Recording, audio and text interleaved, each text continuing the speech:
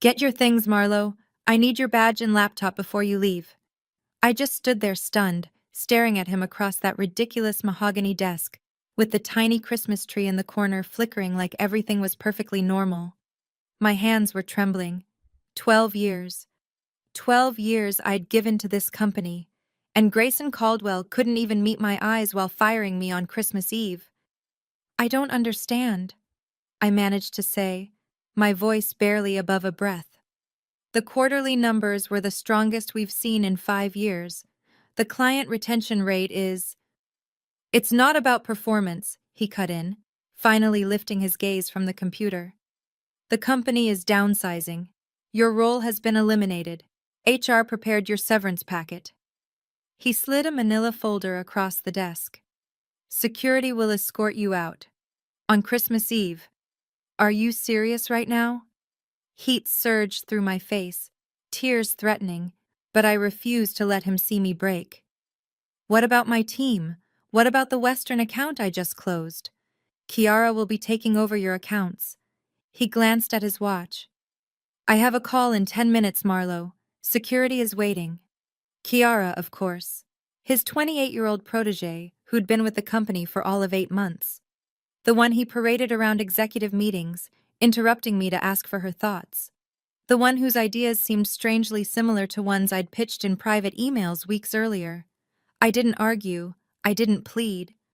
I picked up the manila envelope, set my badge on his desk, and turned toward the door. Marlowe, he called after me. I paused but didn't look back. Happy holidays. I swear I could hear the smirk in his voice. That was 6 months ago. My name is Marlowe Chen. I'm 42 years old, and I'm about to tell you how I systematically dismantled the career and livelihood of the man who thought he could toss me aside like yesterday's trash. But before I go further, if you're new here, please like this video and hit subscribe. Trust me, you're going to want to see how this unfolds. So there I was, standing in the parking garage with a box of my belongings, watching the security guard walk back toward the elevator. 12 years of my life, reduced to a sad little cardboard box and a manila envelope with a severance agreement I hadn't even opened. I sat in my car and screamed, just screamed until my throat burned. Then I cried until I couldn't breathe. When I finally pulled myself together enough to drive, I noticed Grayson's reserved spot. Empty, of course. The coward had probably slipped out early for his family's yearly Christmas trip to Aspen, leaving the ugly task of watching me pack up my desk to security. I should tell you that I'm not someone who falls apart easily. My parents immigrated here with nothing, worked double shifts so I could go to college. Steady, strategic, dependable. That was me. At work they called me the fixer because I could handle any crisis without drama. But sitting there in that cold car, I felt something crack inside me. I drove home to my empty apartment. No decorations. I'd been too busy to bother. My boyfriend Ethan had ended things 3 months earlier, claiming I was emotionally unavailable and married to my job. The irony wasn't lost on me. I opened the severance packet, 2 months' pay after 12 years, and a non-disclosure agreement preventing me from saying anything negative about the company or its leadership. There was also a letter stating my health insurance would end in 30 days. Perfect timing. I had a surgery scheduled for a fibroid issue the following month. The operation I'd postponed for 2 years because I was always buried in work crises. Grayson knew about this. I'd discussed my medical leave with him just 2 weeks earlier. I reached for my laptop, the personal one, not the company machine they'd taken. I was too numb to even consider job hunting. Instead, I ended up clicking through folders of old work files I'd backed up over the years. Just routine stuff, project notes, presentation drafts, meeting minutes. But then I remembered something. 3 years ago, there had been a server problem at the company, and it had instructed us to back up important files to our personal drives temporarily. Most people deleted those backups afterward. I never did. I was always meticulous about documentation. As I scrolled through those folders, I saw one labeled GC Private. copies of emails and documents I'd saved for Grayson during that server chaos. I had forgotten they even existed. I opened it, not searching for anything specific, just trying to distract myself from the hollow ache in my chest. But what I found made my stomach twist. Emails, dozens of them, between Grayson and the CFO, about the company's accounting tactics, about moving funds between accounts to clean up the books before investor calls, about creative solutions to revenue shortages. I'm not an accountant, but even I knew this wasn't just bold bookkeeping. This was fraud. And there was more.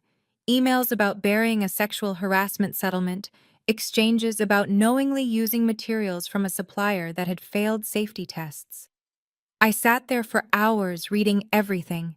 The deeper I dug, the clearer it became. Grayson Caldwell wasn't just a smug, deceitful boss. He was a criminal, and I had the evidence. That night, something in me shifted. The pain and disbelief hardened into something else, something cold and precise. I didn't want justice. I wanted revenge. But Grayson wasn't some average middle manager. He was the golden boy CEO of a company valued at over $2 billion. He had influence in the industry, in politics, in the media. He had resources I couldn't even fathom. Going after him directly would be suicide. So I did what I always did at work. I built a plan, a calculated, detailed, methodical plan. First, I needed to fully understand what I was looking at. I spent the next 2 weeks studying those files, researching corporate law, and anonymously consulting an online financial forum about what certain transactions could imply. I set up a secure email account and contacted a forensic accountant, sending redacted versions of some documents to verify my suspicions. The reply confirmed it. I had evidence of securities fraud, tax evasion, and possibly money laundering. The kind of crimes that lead to federal indictments. My first instinct was to go to the authorities. But then I remembered what happened to Natalie Winters. She was a whistleblower at another major firm 3 years ago. She followed every proper step, had airtight proof, and still, they destroyed her. The company's legal team painted her as unstable and bitter. They dug into her private life, her dating history, even her therapy records. She ended up jobless, bankrupt, and her case was dismissed on a technicality. No, going to the authorities wasn't the move. Not yet, not without protection. I needed leverage, and for that, I needed more intel, information that wasn't in my files. That's when Darius came to mind. He had been the head of IT security until he left last year. We weren't close friends, but we worked well together. I reached out, suggested grabbing coffee, catching up. When we met, I was cautious. I didn't mention the files or my suspicions. I just talked about being unexpectedly terminated, asked how his new job was going. Then I casually asked if he'd heard anything about the company's financial state. Darius shifted uncomfortably. Look, Marlo, I left for a reason. That place is toxic. And Grayson, let's just say there were things I didn't want my name attached to. That was my opening. I leaned in and lowered my voice. What kinds of things? He hesitated, then said, I can't really talk about it, but if they dropped you suddenly, despite your performance, maybe it's a blessing. Some ships you want to abandon before they sink. I took a chance. Darius, what if I told you I might have proof of what Grayson's been doing? Financial irregularities, cover-ups. His eyes widened slightly. He looked around the cafe, then back at me. I'd say be extremely, extremely careful. People who get in Grayson's way tend to run into problems. What if I need help understanding some technical parts of what I found?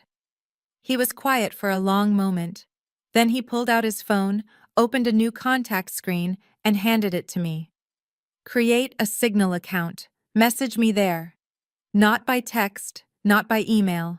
And Marlo, clear your browsing history after you install it. That conversation confirmed what I already suspected. I wasn't just dealing with unethical behavior, but potentially dangerous people. I had to be sharper, more calculated. Over the next month, I built my case piece by piece. With Darius's help, I pinpointed which servers held the full communication logs. I learned about the offshore accounts Grayson had opened. I discovered that the big acquisition the company had bragged about, the one that sent the stock up 30%, was built entirely on falsified revenue projections. I also learned I wasn't the only one Grayson had eliminated. There were others, people who might have noticed irregularities or asked inconvenient questions. Some had been fired, others pushed into dead-end roles until they quit. But intel alone wasn't enough. I needed a strategy for how to use it. If I'm being honest, there were moments when I considered walking away, getting a new job, moving to a new city, starting fresh, the safe choice. But then I'd remember Grayson's smug face saying happy holidays as he tossed aside 12 years of my work. I'd think about how he knew about my surgery and timed my firing so my insurance would lapse. I'd think about how he was probably grooming Kiara the same way he once groomed me, using me up until I broke. I couldn't walk away. Not just for me, but for everyone else he'd damaged. Everyone he would damage next. So I sharpened my plan. If I went straight to authorities, Grayson would deploy his legal army. They'd smear me, question my motives, accuse me of stealing company property. He'd know it was me instantly, and he'd come after me with everything he had. No, I had to be invisible. I needed the evidence to speak for itself, delivered to multiple parties at once, so Grayson wouldn't know where the strike came from until it was too late. And more importantly, I needed protection, someone powerful enough to shield me from the fallout. That's when I thought of Amani Reynolds. She was a journalist known for exposing corporate corruption. She had sources everywhere and a reputation for safeguarding whistleblowers. She also had a personal stake. One of the companies Grayson had fraudulently absorbed was founded by her cousin. I spent days crafting an email to her, vague enough to protect myself, but detailed enough to hook her. I sent it from an anonymous account using a VPN. She replied within hours. Interested.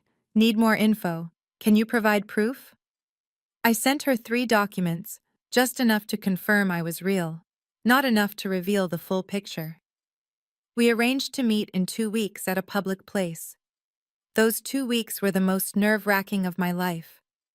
I kept checking over my shoulder, monitoring my accounts for anything odd, sleeping with my documents locked in a fireproof safe beside my bed. I doubt I slept more than 3 hours at a time. The day before our meeting, Amani messaged me. Bring everything tomorrow. I have someone from financial crimes who wants to speak. A surge of hope hit me. This might actually work. I might actually bring Grayson down. That night I was sorting through my files when my phone buzzed with a text from an unknown number. Stop digging, Marlo. Last warning. My blood went ice cold. Someone knew. Somehow, they knew. I stared at my phone, panic clawing up my throat. Stop digging, Marlo. Last warning.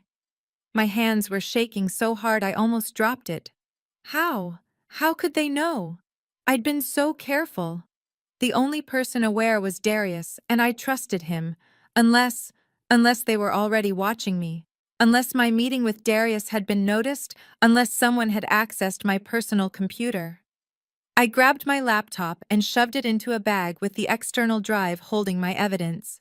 I checked every lock on my doors and windows twice. I even looked under my car before getting in the next morning, terrified of trackers or something worse. The meeting with Amani was at noon in a busy downtown restaurant. I arrived an hour early, sat with my back to the wall, and watched every single person who walked through the door. My heart was pounding so fiercely I could hear it in my ears.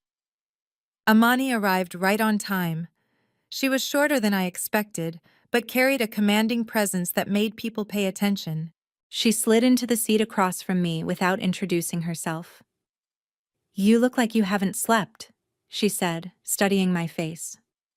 "I got a warning text last night. I told her. Someone knows I'm talking to you. She didn't look surprised. That was quick. Usually takes them longer to catch wind. She ordered coffee for both of us, then leaned in. Tell me why you're really doing this, Marlowe. And don't give me the noble whistleblower speech. I want the truth. The question threw me off. I'd been so focused on the mechanics of taking Grayson down that I hadn't examined my own motives in a long time. He broke something in me, I finally said. Not just the job. He took my sense of safety, my confidence, my ability to trust people. I gave that company everything. Missed family funerals, worked through pneumonia, ended relationships because I was so loyal. And he tossed me away like I was nothing. Like those 12 years meant absolutely nothing. I realized I was gripping my water glass so hard my knuckles were pale. But it's not only about me, I went on. It's about everyone he's stepped on climbing up. It's about the investors he's deceiving. It's about my replacement, who doesn't realize she's just another expendable asset to him. He's hurt so many people and he'll keep doing it unless someone stops him. Imani watched me for a long moment, then nodded. That's what I needed to hear. Now, where's this evidence you mentioned? I reached for the external drive in my bag, but something made me look toward the door. My blood went cold.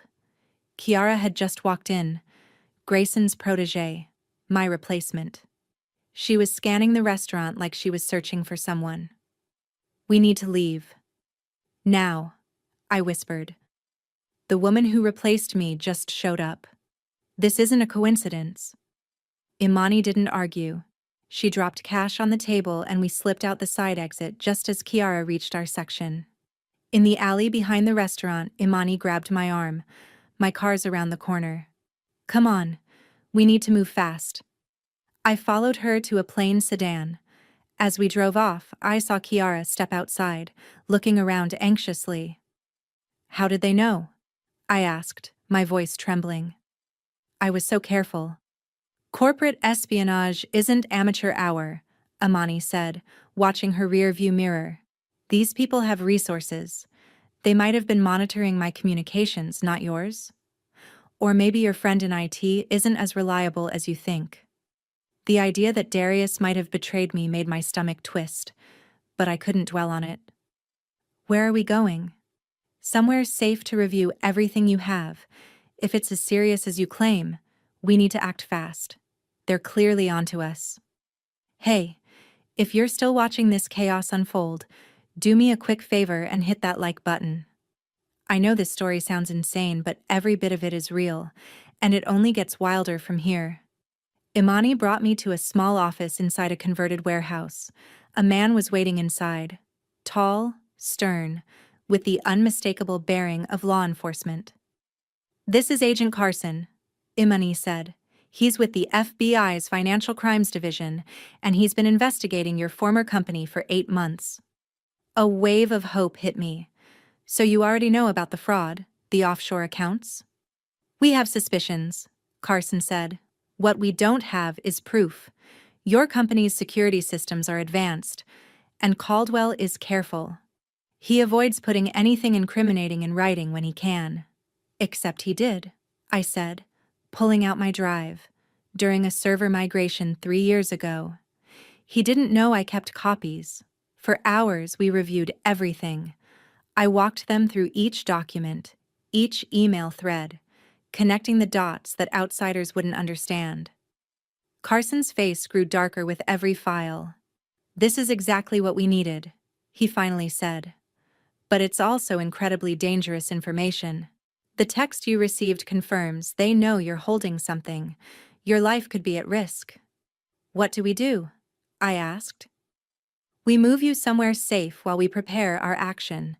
He said Reynolds will release the story at the same time we execute, which should be within 72 hours. Coordination is critical. We need to stop any evidence from being destroyed. And me? I asked. What happens to me when this is over? Carson and Imani traded looks. Best case, you're celebrated, Imani said. Worst case, You're untouchable in your field, facing possible countersuits for breaking your NDA, and dealing with online harassment from trolls who think you're sabotaging a successful company out of spite. So basically, my life is over either way, I said quietly. Not necessarily. Agent Carson said the Whistleblower Protection Act could offer some safeguards, and with Ms. Reynolds publicizing my role as a whistleblower rather than a disgruntled employee, the public narrative could be managed. I considered it. Returning to my apartment wasn't safe. Resuming my normal life wasn't an option, but hiding in witness protection or whatever the FBI was offering felt like another kind of prison. I need some air, I said, standing up. Just 5 minutes to think. They let me step outside into a small courtyard behind the building. The sun was setting, casting long shadows across the pavement. I took deep breaths, trying to clear my head. That's when it hit me what was off about the whole situation. If Grayson knew I had evidence, why just send a warning text? Why not break into my apartment and take it? Why send Kiara to the restaurant instead of confronting me directly? Because he wasn't certain. He suspected, but he didn't know exactly what I had or what I intended to do with it. And now I was about to hand everything over to the authorities, essentially removing myself from the equation. I would get justice, maybe, but not satisfaction, not the personal reckoning I craved. Grayson would face legal consequences, but he would never have to confront me. He would never have to acknowledge what he had done to me. I went back inside with a renewed resolve and a new plan forming in my mind. I'm not hiding, I told them. I want to be there when he falls. I want to see his face. They argued, of course, said it was too risky, that I could compromise the investigation, but I was adamant. Either I'm part of this, or I walk out right now with my evidence. I said, your call. Eventually, we reached a compromise. I would stay in a safe location of their choosing for 48 hours while they prepared their case. Then I would return to work. Not at my old company, but at a partner firm where I had contacts. I would act normal, going about my business while wearing a wire to gather any additional evidence. If Grayson or his people approached me, the FBI would move in during the company's quarterly board meeting, where all the key players would be present. Imani would publish her exposé simultaneously, and I would be there to watch it all unfold. The next 2 days were a blur of preparation. Agent Carson's team copied all my evidence and had me record a detailed statement. Imani worked on her story, checking facts and preparing for publication. I practiced acting normal, rehearsed what I would say if confronted. On the morning of the board meeting, I woke with a strange sense of calm. Whatever happened today, my life would never be the same again. But for the first time in 6 months, I felt like I was reclaiming control. I dressed carefully. A charcoal gray suit I'd bought with my first executive bonus, a silk blouse in deep red, heels that made me stand tall. Armor for battle. The wire was discreetly hidden under my clothing, virtually undetectable. My role was simple.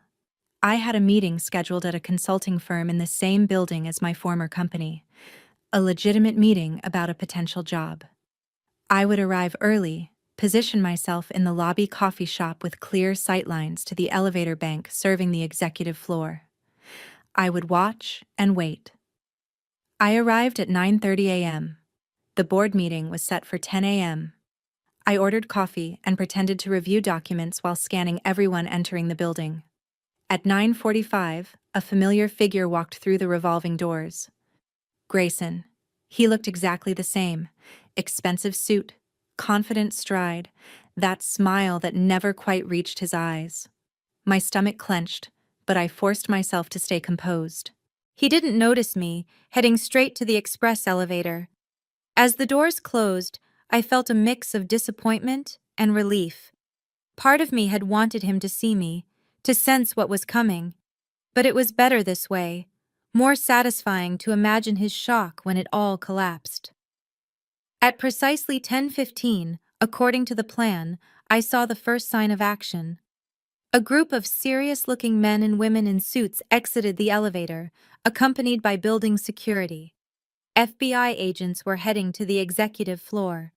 My heart started racing. Then my phone buzzed. A text from Amani. Story just went live. All major outlets. It's happening. I pulled up a news site on my tablet. There it was. The headline. Exclusive. CEO Grayson Caldwell implicated in massive financial fraud scheme. The article detailed everything. The accounting fraud, the cover-ups, the offshore accounts. My name appeared as a whistleblower who had courageously come forward with evidence. 10 minutes later, my phone rang. Unknown number. I answered cautiously. Marlo, it's Darius. Are you watching this? It's everywhere. I know, I said, still unsure if I could trust him. Did you tell them about me, Darius? About what I was doing? What? No, I would never. He paused. Wait, you think I betrayed you? Marlo, I've been helping the FBI for months. I'm the one who tipped them off that you might have valuable information. I'm the reason Agent Carson was already investigating when you came forward. A wave of relief washed over me. Then who sent me that warning text? Probably someone in IT tracking communication patterns. Look, where are you? Are you safe? I'm in the lobby of Grayson's building, I said, watching everything unfold. He went quiet for a moment. You're either the boldest or most reckless person I know. Stay there. I'm on my way. I hung up and refocused on the elevator bank. For the next half hour, the place was chaos. Security officers rushing upstairs, more FBI agents arriving, building managers pacing nervously. Then, at exactly 11 a.m., the express elevator opened. And there he was, Grayson, flanked by 2 FBI agents, being led out in handcuffs. He looked stunned, his perfect composure blown apart. His eyes scanned the lobby wildly. And that's when he saw me sitting there, calm, collected, a faint smile on my lips. Our eyes met. Recognition hit him, followed by disbelief, then rage. He actually tried to push toward me, but the agents restrained him. You, he spat. You did this to me? I stood up slowly, gathered my things, and walked over to stand directly in front of him. The agents tensed, but didn't stop me. No, Grayson, I said quietly, just for him to hear. You did this to yourself. I only made sure you couldn't do it to anyone else. His face twisted with fury. You're done. You'll never work in this industry again. My lawyers will. Your lawyers will be too busy defending you from federal charges to worry about me, I cut in. Besides, I've already accepted a new role, Chief Compliance Officer at your company's biggest competitor. They were very eager to hear my thoughts on preventing the sort of fraud you perfected. It was true. During those 48 hours in the safe house, I'd received 3 job offers from companies desperate to prove their commitment to ethical practices amid what was clearly going to be a massive scandal. Why? He asked, his voice suddenly smaller. Why did you do this? I gave you a generous severance package. I didn't have to do that. I leaned in closer. You fired me on Christmas Eve. You timed it so my health insurance would expire right before my surgery. You knew exactly what you were doing, and you did it with a grin. Happy holidays, remember? The agents began moving him toward the exit. As they escorted him out, I called after him. By the way, I hear federal prison doesn't do reserved parking. Might be something you'll need to adjust to. I watched as they loaded him into an unmarked car outside. Only when the car pulled away did I finally let the weight of it all hit me. My knees nearly buckled, and I sank onto a bench in the lobby. That's when Darius found me. He sat beside me without a word, simply offering his presence while I absorbed everything. Is it over? I finally asked. For Grayson, yes. For the company, not entirely. There'll be investigations, lawsuits, maybe a full restructuring, but the truth is out now. You did that. What about everyone else working there? All the people who had nothing to do with his corruption. Most will be fine. Companies survive scandals all the time, but they'll be better off without Grayson steering them into an iceberg. We sat in quiet for a few minutes. And you? He finally said. What happens to Marlo Chen now? I thought about it. For so long, my whole purpose had been bringing Grayson down. I hadn't thought much about life after. I start over, I said. Take one of those offers. Build something good instead of tearing something down. Maybe finally schedule that surgery I've been avoiding. Sounds like a plan, Darius said. He hesitated, then added, maybe grab dinner with me sometime when the dust settles. I smiled, the first real smile in months. I'd like that. As we walked out of the building together, my phone buzzed again. Another news alert. Breaking. CEO Grayson Caldwell arrested on multiple fraud charges. Faces up to 30 years in federal prison. Justice, finally. So that's my story. From loyal employee to jobless whistleblower to watching my ex-boss escorted out in cuffs. 6 months have passed since that day. Grayson is awaiting trial, most of his assets frozen. The company has new leadership and tight oversight. I'm at my new job implementing compliance systems that would have stopped what Grayson did. And yes, Darius and I are still having dinner. Turns out revenge isn't the only thing best served with good company. If my story connected with you, hit that like button and subscribe. I don't usually share something this personal, but I wanted people to know that sometimes standing up for yourself means standing up for everyone else who might get hurt next. If you've ever been betrayed by someone you trusted, share your story in the comments. Maybe it will help someone find their own strength. Remember, powerful people aren't untouchable. Sometimes all it takes is one person brave enough or furious enough to bring their whole house of cards crashing down.